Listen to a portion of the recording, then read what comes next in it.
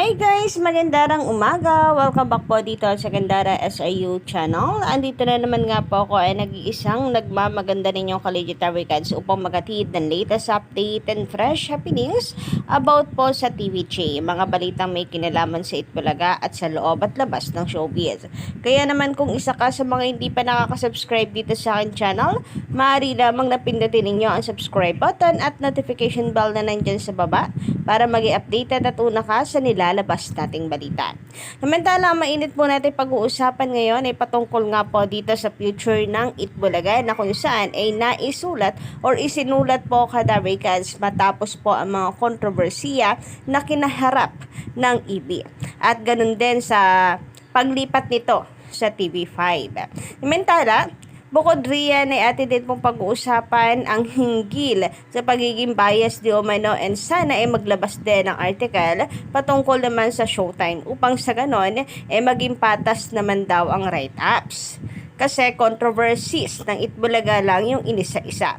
Samantala, ganun din ang tungkol po dito kay Miles Ocampo na kung saan ay birthday daw po ng tao, binastos. Hindi po nagustuhan ng ilan yung ginawa po sa kanya sa Itbulaga na body shame daw yung tao ng mga taong tinuturing ng pamilya ni Miles Ocampo. So lahat po ng yan natin pag-uusapan dito sa ating channel. Konting paalala lang mula sa atin pong kadarikads na si Sir Mark Lawrence Macas. Magandang umaga po sa lahat.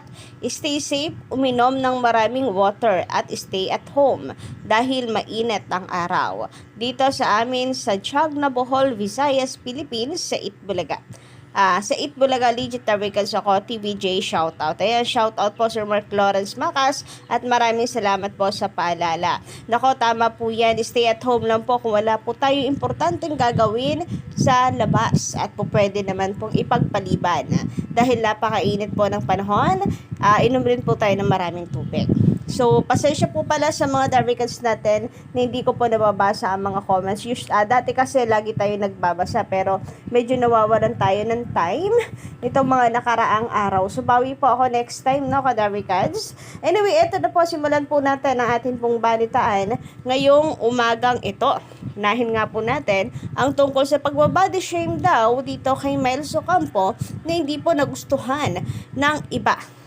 Dahil birthday di umano nung tao plus tinuturing pang pamilya ni Miles ang Itbulaga. Sabi nga ni Miles, forever niyang sasabihin na legit Darwicad siya. So sabi dito ni ateng, ni kuya, ayan na, stop body shaming. Maling-mali naman yung joke na yon. Pataba daw. Birthday pa naman. Hashtag Itbulaga TV5, hashtag Digital Ricads, hashtag Main Mendoza. So, I think isa po ito sa fans ni Miles Ocampo na kung saan very protective sa kanya na wala namang mali. Kung ito po yung naramdaman nila for Miles Ocampo at the end of the day, para sa akin ay nandoon yung kanilang concern for Miles. Pero, I hope na meron pong communications din between Miles and her fans para maipaliwanag po ng maayos na yung mga ganitong bagay like sa Itbulaga, kung hindi naman ito pinipersonal ni Miles Ocampo and jokes lang yon para sa kanila, maunawaan po ng kanyang fans at maliwanagan po. Maging kampante sila. Hindi ko rin kasi masisisi yung fans kung meron pong mararamdaman na ganito kasi ganun din naman tayo pag feeling natin, mali na yung ginagawa nito. Kay ganito, ganyan, di ba? So, I don't want to invalidate their feelings, kumbaga. So, communication lang talaga with Miles ang kinakailangan para mapanatag po sila. At least, alam po ng mga fans na kay Miles na mismo nang galing. Sabi pa dito, matiwasay ako nanood ng Itbulaga today. Birthday pala ni Miles. Ang insensitive nitong matandang host na to para i-body shame siya na pataba after batiin ng happy birthday. Nito.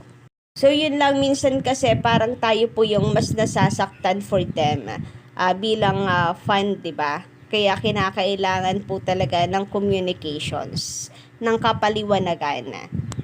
So, syempre, minsan yung mga okay lang pala kay Miles, mga hindi pinipersonal ni Miles, normal lang pala sa kanila, kumbaga ay na ano po, take as negative po ng mga fans. So, kayo ba guys, ano pong inyong masisay about this? Pa-comment lang po sa baba.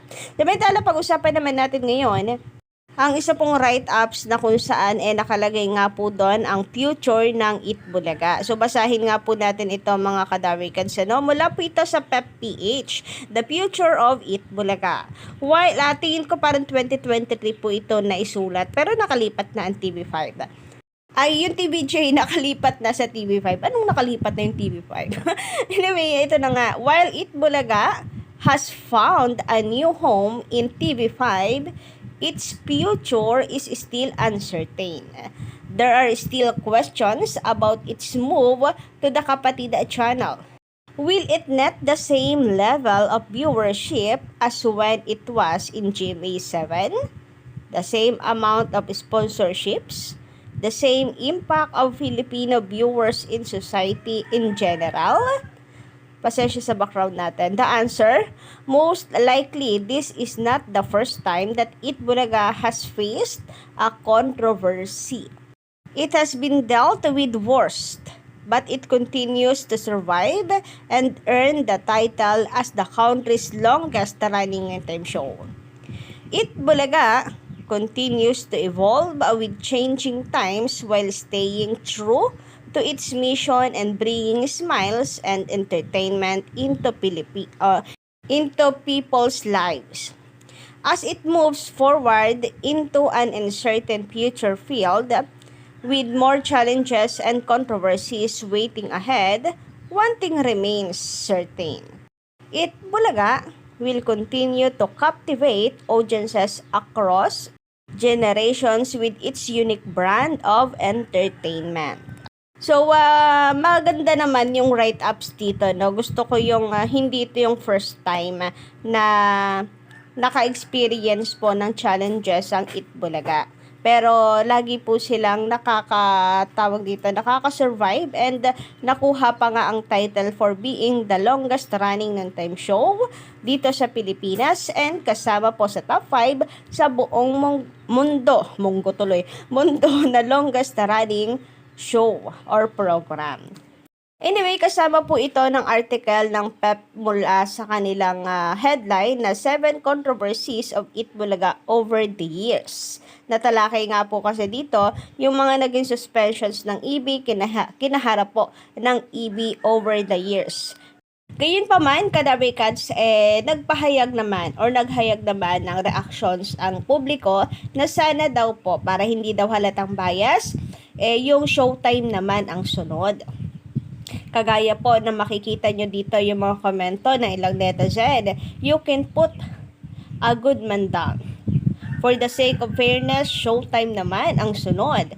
Yung showtime naman. Ayan, meron po mga nagdedemand na showtime naman para parehas, hindi lang Itbulaga. Kasi yung iba, hindi po nakikita yung reasons kung bakit kinakailangan pag-usapan ito ngayon. Gayong tapos na, napagbayaran na ng EB, kung ano man yung mga naging kamalian nila, natuto na sila sa kanilang pagkakamali at humingi na ng tawad. Sabi pa dito ni Sir Froilan Juarez, magandang gabi, ay umaga pa lang ngayon, sorry. Sana ipalabas din ng PEP-PH ang suspended violation ng It's Showtime para pair at sabihing wala silang kinikilingan. So, kayo guys, anong inyong say about this? Actually, parang 2023 pa po ito na isulat, pero nakalipat na ang TVJ kasi base po doon sa Pinoy Henyo na naging kontrobersiya. This year daw ang sabi doon sa article. So, since ito po ay bagong post lang sa page ng PEP-PH, ibig sabihin, nirepost lang po nila ito. Nirepost, inungkat, para mabasa ng mga tao ngayon. Ngayon, ang katanungan nga kasi bakit? Bakit kinakailangang ungkatin? Bakit kinakailangan na pag-usapan ito ngayon? Ano ang motibo? Ano ang point? Sa Maynila, sabi naman ni Sir Ariel Bandril, magandang umaga.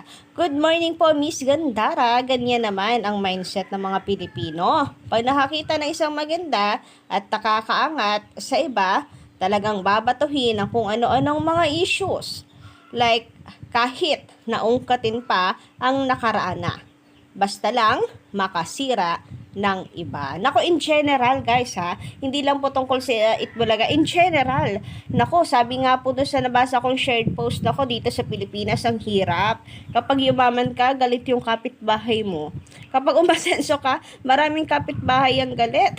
Ganun daw kasi talaga kapag umaangat, talagang babatuhin ka. At para bang isang napakalaking kasalanan na umangat ka sa buhay ngayon. So, ang hirap pag ganito po yung mindset. Hindi naman lahat ng Pilipino, pero madalas siyang nangyayari ngayon sa panahon po natin. Sabi pa ni Sir Froilan Juarez, Ma'am Gandara, tanong lang, sino po ba ang admin ng IT TVJ? Bakit ginagamit nila para mang-scam?